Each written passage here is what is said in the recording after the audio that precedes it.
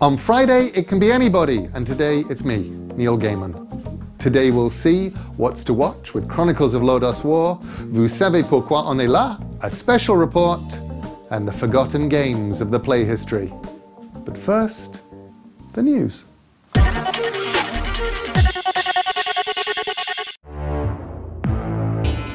Lucas Pope a acquis une grande renommée suite au succès mérité de son jeu indé Papers, Please, dont vous pouvez voir la critique sur Noco. L'auteur travaille en ce moment sur un nouveau projet, nommé Return of the Obra Dinn, dont vous pouvez télécharger la démo sur Mac ou Windows à l'adresse suivante.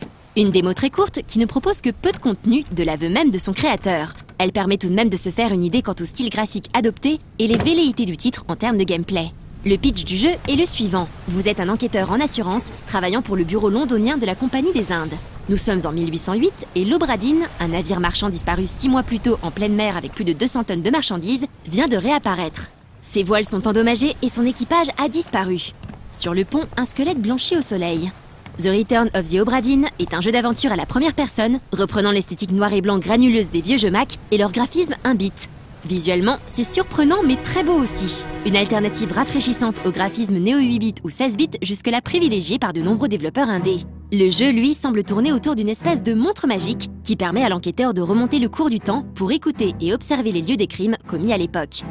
Mais nous en avons sans doute déjà trop dit. Le plus simple serait de télécharger la démo pour se faire une idée. Ça vaut le coup d'œil et Lucas Pope, qui a longtemps travaillé pour Naughty Dog avant de se lancer en indépendant, semble bien parti pour nous surprendre une fois de plus.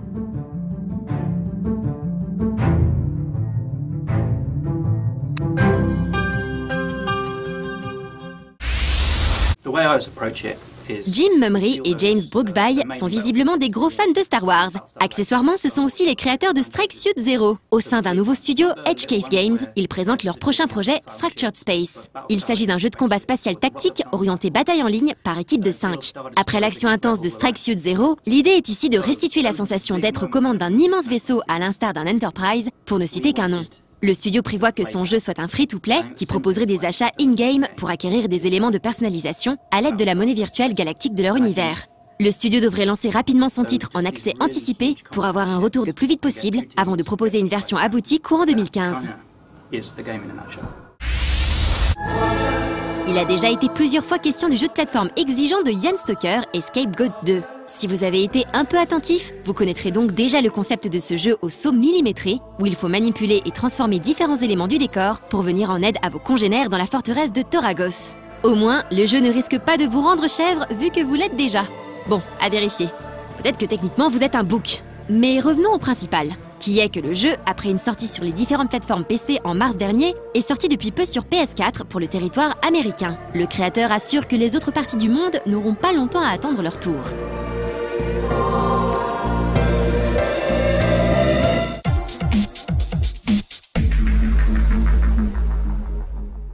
In May, I went to Jordan, where I saw the Syrian refugees. Over 600,000 of them have fled to Jordan.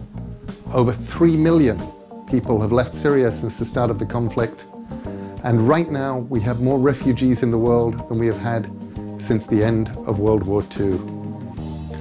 Go and Google me, Neil Gaiman, Google refugees. There's a great video, there are articles I've written about my time there. Go find out all about it. It's big, it's important, and you can make a difference. And now we'll see what's to watch with both the review and the technical review of Chronicles of Lodoss War.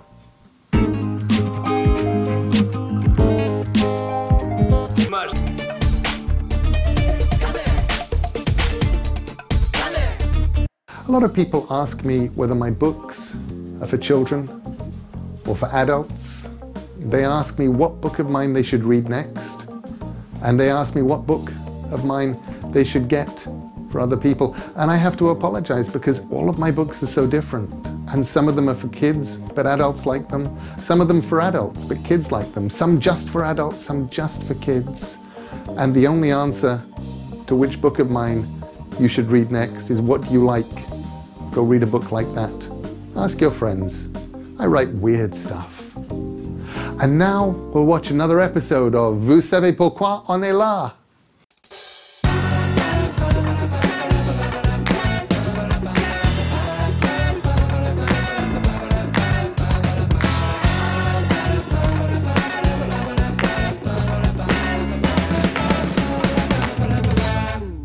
enfants? Vous savez pourquoi on est là? Ok, bon bah on va s'y mettre tout... Ah, attendez. Apparemment Bertrand n'a pas fini sa nuit. En fait, j'étais à un rendez-vous. Je me suis couché tard devant... Un rendez-vous? Attends, quoi Bertrand? Qu'est-ce que tu dis? J'hallucine pas, un rendez-vous, c'est ça? Un rendez-vous, Bertrand? Attends, Bertrand, écoute-moi, c'est important. Comment elle s'appelle? C'est quoi? Il? Non, elle. Ouais, oui, c'est vrai. C'est quoi ça? Peut-être, Josette. Josette, Parce que le jeu, je sais qu'il aime bien le... Catherine! Merde, Hervé, mais comment tu fais? C'est un super pouvoir? Énerver les gens, c'est un super pouvoir? Parce qu'il est nul, c'est nul comme super pouvoir. Non mais c'est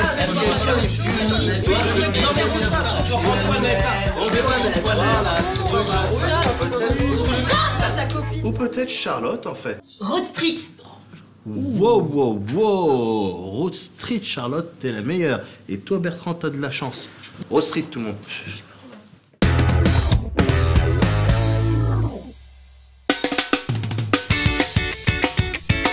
Road Street.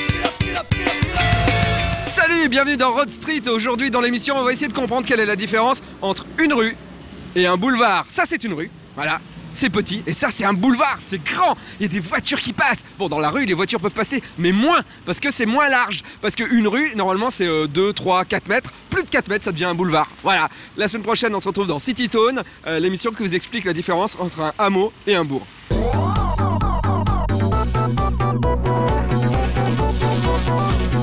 Hello, I'm Neil Gaiman, and you should be using your library.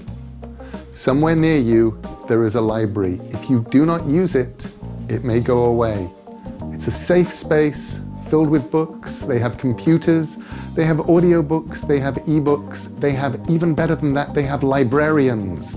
People who know where to find information, people who you can ask what to read and they will point you at things, people who want to help. Use your library. And now, for a special report.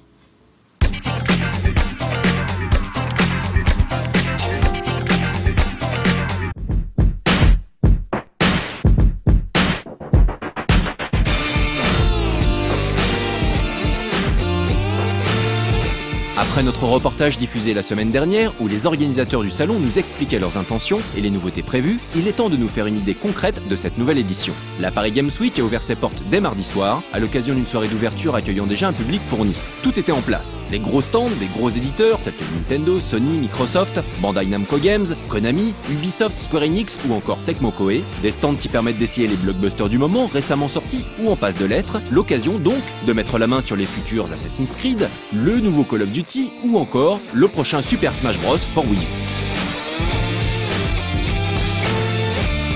Chez Nintendo, on peut une nouvelle fois essayer de nombreux titres prévus pour la fin d'année ou début 2015, comme c'était déjà le cas sur Japan Expo. L'accent est mis sur la compète et Super Smash Bros, avec des tournois diffusés sur Twitch, la chaîne YouTube de Nintendo France et bien entendu sur le grand écran du stand. D'autres jeux orientés multijoueurs sont également présents sur les autres stands constructeurs, comme le Evolve de 2K Games, jouable chez Microsoft, ou le Destiny d'Activision, qui squattait une partie du stand Sony. Les jeux 18+, sont bien entendu confinés dans des espaces clos, à l'image du très attendu The Witcher 3, qui fait l'objet de nombreuses présentations. Et puis les amateurs de foot peuvent mettre la main sur le prochain PES, et ainsi le comparer avec le FIFA d'Electronic Arts, l'un des grands absents du salon avec Bethesda. La Paris Games Week, c'est aussi un espace kids essentiellement consacré aux Skylanders, et dans une moindre mesure à Disney Infinity. Du jeu rétro à gogo avec les vétérans de MO5 et du jeu plus ou moins indé avec l'espace Made in France, bien plus développé que l'année précédente. L'occasion de découvrir ou redécouvrir certains jeux présentés sur No Life dans le cadre d'Extra Life ou des news 101%, comme le RPG Zodiac par exemple, du studio Kobojo, Styx également, de Cyanide, Games of Glory, de Lightbulb Crew, ou encore le jeu Neo Geo, Crouching Pony, Hidden Dragon, sorti cet été sur Steam. Oui, il est effectivement sorti sur Steam, on est très content de ça. En fait, pour la petite histoire, le jeu, par l'intermédiaire d'un ami qui avait l'oreille de Steam, si tu veux, il l'a proposé aux gars de chez Steam directement qui ont joué avec. Et là, on a eu un coup de fil un peu surréaliste au studio. Allô, Salut, c'est Steam, votre jeu nous intéresse, pas besoin de greenlight ou quoi que ce soit, on accepte pour l'envoyer quoi. Alors on leur a envoyé la version PC qui tournait et puis il est sorti dans le courant du mois de juillet, ce qui est peut-être pas forcément la bonne date pour ça, mais donc effectivement t'as pu passer à côté. Oui, on est carrément passé à côté de cette sortie estivale. On se rattrape donc aujourd'hui, et si vous n'avez pas vu l'extra live consacré au jeu en novembre 2013, voici un petit récap du jeu développé par le studio Le Cortex. Petit 1, il n'y a pas de différence avec la version Neo Geo. On a vraiment voulu avoir une expérience la plus proche de celle de l'année qu'on a voulu apporter aux joueurs Neo Geo. Puisqu'il s'agissait en fait d'un jeu déjà très novateur dans son gameplay, même s'il était, on va dire, tu le vois en 320-224 pixels comme sur Neo Geo à l'époque, puisqu'il est fait pour tourner sur Neo Geo. C'est un jeu donc d'exploration, de tir, d'action, action RPG. Alors c'est un peu hybride, c'est-à-dire que tu te balades dans un décor qui est assez gigantesque, des 20 écrans par 20 écrans. Il y a 5 mondes en tout à visiter. Il y a à peu près, on va dire, 20-30 heures de jeu pour explorer la totalité du monde. Et puis, tu fais évoluer tes systèmes d'armes, ton expérience, et tu deviens de plus en plus puissant et tu combats des personnages de plus en plus imposants, dont des boss assez importants. Enfin, c'est assez impressionnant, on va dire. Également présent dans l'espace Made in France, l'excellent jeu mobile Inokoni d'Ikari 7, un studio qui présentait son prochain jeu iOS appelé Colorace. Alors Colorace, c'est un jeu, donc on a eu l'idée il y a très longtemps, donc c'était à la base un petit prototype très minimal. Au final on l'a laissé de côté et on s'est dit que ça aurait été bien de le ressortir pour faire un jeu plus typé arcade, sachant qu'au final ça sera un jeu mobile. Là c'est une édition arcade qu'on a sortie spécialement pour la Paris Games Week. Un jeu d'arcade donc, où l'on contrôle un vaisseau gagnant sans cesse en vitesse qui doit ramasser des globes de la même couleur que la zone traversée, jouable sur la Paris Games Week via un périphérique homemade. C'est le contrôleur de Colorace parce que donc Colorace sortira, comme je disais, sur mobile au final. Sur mobile, il y aura 2 contrôles, donc l'écran sera splitté en 2, gauche-droite. Et là, l'idée, c'est d'avoir des sensations forcément arcade en utilisant les boutons de Pop and Music. Donc, on a fabriqué une pyramide qui reprend un petit peu la direction artistique du jeu, assez minimale. L'idée, c'est d'avoir quelque chose d'assez réactif et d'assez solide parce que c'est un jeu qui demande énormément de skills en termes de vitesse de réaction. C'est pour ça qu'on s'était dit que ça pourrait être sympa d'avoir des gros boutons pour pouvoir s'exciter dessus comme sur un flipper. Un contrôleur exclusif à la Paris Games Week. Sachez que Colorace devrait normalement sortir courant décembre, gratuitement mais avec de la pub sur les plateformes iOS. Autre jeu présenté, le très beau Shyness du très jeune studio Enigami. Je m'appelle Azem Awash, je suis le président de la société Enigami. Donc Enigami, qui est en fait un jeu de mots entre énigme game, mais surtout si vous inversez toutes les lettres, ça fait imagine. Donc en fait, Enigami est un studio de développement qui a été créé il y a 3 mois suite à la réussite d'une campagne Kickstarter sur notre projet de jeu vidéo Shyness. Et donc c'est une petite équipe de 20 personnes aujourd'hui qui travaillent très dur pour l'élaboration de notre projet. Shyness a en effet été kickstarté avec succès en juin dernier, le projet ayant levé presque 140 000 $ sur les 100 000 demandés. L'originalité du jeu n'est sans doute pas étrangère à cette réussite. C'est un RPG en fait qui est très particulier car son système de combat est un jeu de combat. L'idée c'était vraiment de mixer en fait un jeu de combat, donc on retrouve toutes les sensations d'un jeu de combat. Alors on s'est vraiment basé sur Naruto, Ninja Storm et un RPG type Final Fantasy, alors ça va plus ressembler à Zelda qu'un Final Fantasy en fait. Vous avez quand même pas mal d'énigmes, vous avez pas mal de choses. Vous avez 5 persos jouables. Alors en fait Shyness s'est tiré d'un univers qui est une bande dessinée qui a été créée par notre directeur créatif Samir. Donc c'est une bande dessinée que j'ai lue en 2005 et que j'ai vraiment adoré. Je me suis dit waouh, il y a vraiment un univers, il se passe vraiment quelque chose en fait dans cet univers. Et l'idée en fait c'était d'en faire un jeu vidéo, donc et même d'aller plus loin en fait dans le concept, c'est-à-dire de mettre des indices dans la bande dessinée qui pourraient impacter en fait sur certaines résolutions de quêtes annexes dans le jeu vidéo. Et visiblement, les développeurs de ce RPG/jeu de combat ne manquent pas d'ambition. On a inventé une langue pour le jeu. Donc en fait, on a 2 linguistes qui ont travaillé pendant 2 ans à l'élaboration d'une langue complète, d'une écriture. Et en fait, si vous voulez, tous nos personnages sont doublés dans cette langue. Donc en fait, ce qu'on a fait, c'est qu'on a pris des étudiants d'une école de cinéma qui doublent donc nos personnages. On fait en sorte que si vous apprenez vraiment cette langue, donc il y a un dictionnaire avec le jeu, si vous apprenez vraiment cette langue, en fait, vous pouvez vraiment comprendre tous les dialogues du jeu, quoi. Shine Ace sortira d'abord sur Windows, Mac et Linux, courant 2015, avant d'être porté sur PS4 et Xbox One, les développeurs songeant même à une version Wii U. Les jeux présentés sur l'espace Made in France étaient très divers, tant en termes de genre que de plateforme. Certains jeux étaient encore à l'état de prototype, comme le Metroidvania Pankapu, le gardien des rêves, de Toucan Studio, où l'on contrôlera un petit chevalier rappelant l'écuyer Hoon de Jace et les Conquérants de la Lumière, un personnage qui pourra changer de classe à la volée afin d'enchaîner différents types d'attaques. D'autres jeux proposaient des pitchs étranges, comme Fireworks Command Chip, développé par une petite équipe de 5 personnes. Ce gameplay, en fait, j'ai commencé à y réfléchir en 2004, j'ai commencé à remonter un petit peu. C'est un gameplay très simple d'accès. En fait, il s'agit d'ovnis qui veulent envers la Terre. Et le souci, c'est qu'ils sont sensibles aux armes conventionnelles, un petit peu comme dans Mars Attack, etc., etc. Donc, par contre, ils sont sensibles au sentiment de la population humaine. Donc, en fait, plus la population humaine est joyeuse, et plus les ovnis ont tendance à exploser. En fait, on s'est rendu compte très rapidement que le plus simple, c'est encore d'envoyer des feux d'artifice pour rendre la population humaine joyeuse, afin d'exploser des ovnis avant que ceux-ci n'atterrissent. Et donc, c'est pour ça qu'on pilote à travers ce jeu, donc le Fireworks Command Chip, qui est ni plus ni moins qu'une espèce de grosse télécommande à distance pour envoyer des feux d'artifice. Si le projet Fireworks Command Chip vous intéresse, sachez qu'il est kickstarté en ce moment même, l'idée pour l'équipe étant de lever 10 000 $ afin d'acquérir des licences et d'embaucher ponctuellement des prestataires externes pour finaliser la production du jeu. Nous n'avons pas présenté tous les jeux de l'espace Made in France, forcément, mais on vous encourage vivement à y faire un tour si vous comptez vous rendre sur le salon ce week-end. Et pour conclure ce sujet, nous allons faire un saut par le stand Respect Zone, dont le délégué général du CEL nous avait parlé lors du précédent sujet consacré à la Paris Games Week. L'occasion de demander à Philippe Cohen, à l'origine de ce projet, en quoi consiste cette initiative citoyenne et associative. C'est un label très facile à utiliser, accessible à tous, gratuit sur Internet, et qui permet de pouvoir identifier son site, sa page, son compte, comme étant une zone où le respect a une valeur. C'est-à-dire que si vous portez le label, tant que vous le portez le label, vous engagez à ce qu'il n'y ait pas d'appel au sexisme, à la violence, à la haine raciale, à l'homophobie, à je ne sais quoi. Et si quelqu'un poste un post qui pourrait être un peu douteux, qui vous paraît inapproprié par rapport à ce que vous pensez de vos propres valeurs, vous avez deux choix. Soit vous l'enlevez, soit vous dites « non, moi je n'enlève rien », ou alors j'ai un doute, mais je marque une distance critique avec le contenu comme il est, en disant « ce qui est écrit en dessous, ça ne me ressemble pas ».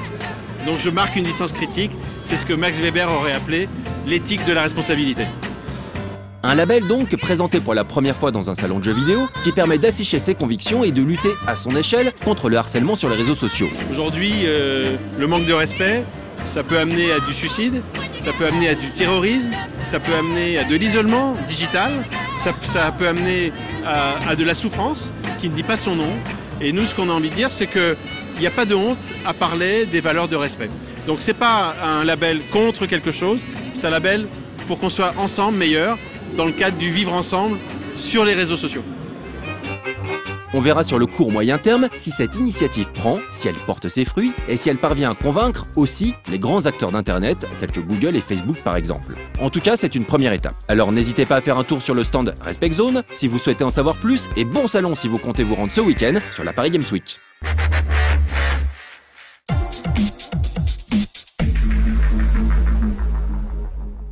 If you are going to be in Paris between now and the 22nd of November, go to 17 Rue Martel, go to the Galerie Martel, and go and see amazing original pictures by Dave McKean.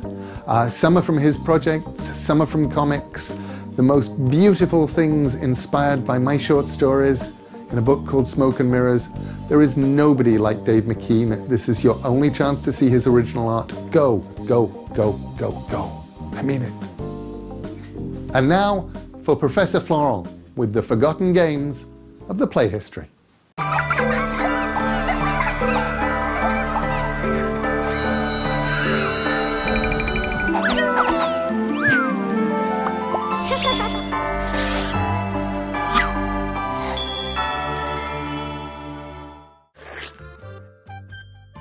Mes chers enfants, les jeux vidéo sur console offrent aujourd'hui une telle variété de productions et de concepts qu'il n'est plus rare de trouver des jeux à vocation éducative.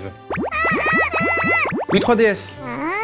En fait, le logiciel éducatif a toujours existé, mais autrefois, ce domaine était essentiellement accaparé par les micro-ordinateurs. Il est vrai que c'est un peu à partir de la Nintendo DS et de la Wii qu'on a vu débarquer en masse des logiciels sur console pour apprendre l'anglais, la cuisine, la guitare, la batterie, même le maquillage ou encore comment devenir ambidextre. Bon, faut bien l'avouer, il y avait quand même un paquet d'arnaques là-dedans. Oui, Vita?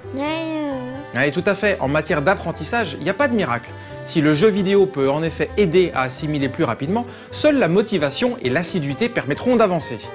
Mais merci Vita, car tu me donnes justement une transition parfaite pour vous parler d'une des premières tentatives de logiciel d'apprentissage sur console, l'incroyable The Miracle. Et oui, The Miracle Piano Teaching System est certainement l'une des toutes premières tentatives sérieuses de logiciel d'apprentissage sur console. Et quelle entrée en matière! La boîte mesure pratiquement 1 mètre et l'ensemble pèse pratiquement 5 kg. Il faut dire qu'à l'intérieur, l'éditeur The Software Toolworks n'a pas lésiné sur les moyens.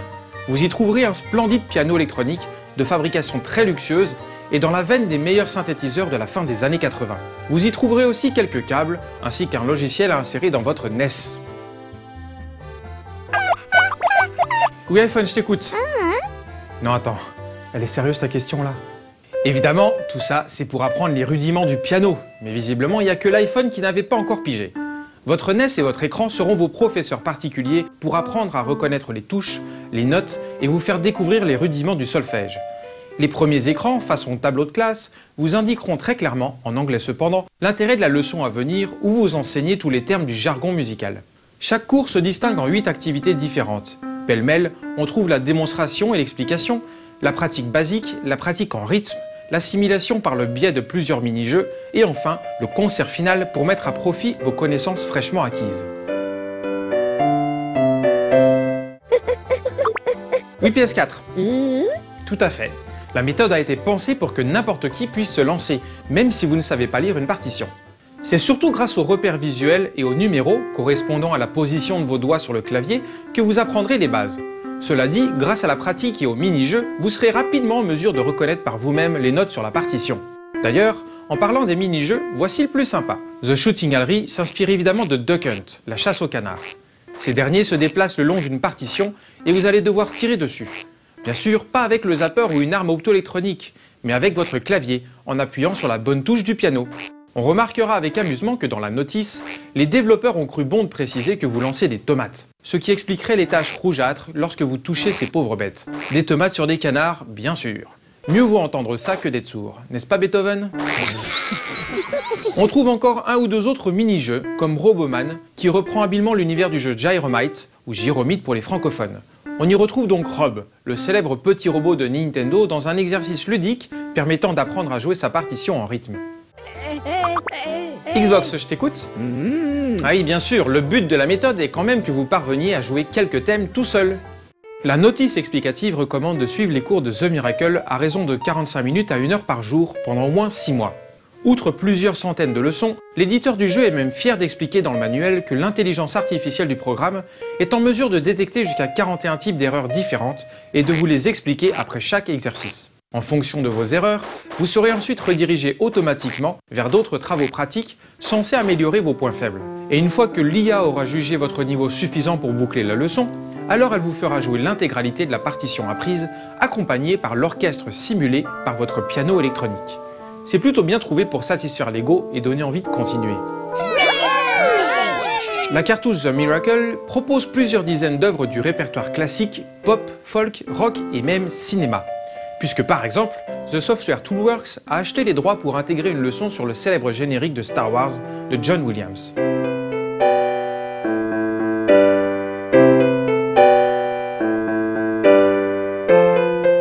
Au final, que dire de cette première grande tentative d'accessoires d'apprentissage sur console? Le prix de la machine, 500 $, et plusieurs milliers de francs chez nous à l'époque, a vraisemblablement effrayé les consommateurs. Et c'est dommage, car la méthode était loin d'être mauvaise. Cela dit, avec près de 25 ans de recul, on regrettera une certaine rigidité méthodologique et un nombre trop restreint de mini-jeux. Bref, ce n'était pas parfait, mais plutôt encourageant pour une première fois. Surtout que je rappelle que ce piano électronique n'avait pas besoin de NES pour fonctionner normalement. Il pouvait simuler 128 instruments différents, jouer simultanément jusqu'à 16 voix, disposait de touches sensitives prenant en compte la force de votre doigté et pouvait même être connecté à un séquenceur, un ordinateur ou n'importe quelle machine compatible MIDI. Bon ben voilà mes enfants, on approche de la fin de ce cours et je voulais vous dire que... Oui, Vita? Si la méthode a été efficace sur moi? Ouais, et justement, j'allais vous annoncer que maintenant, à la place de la récré, vous allez toutes rester ici pour assister à mon concerto privé qui durera environ... Ah ben merci, ça fait drôlement plaisir. Jean-Michel Jarre, à nous deux.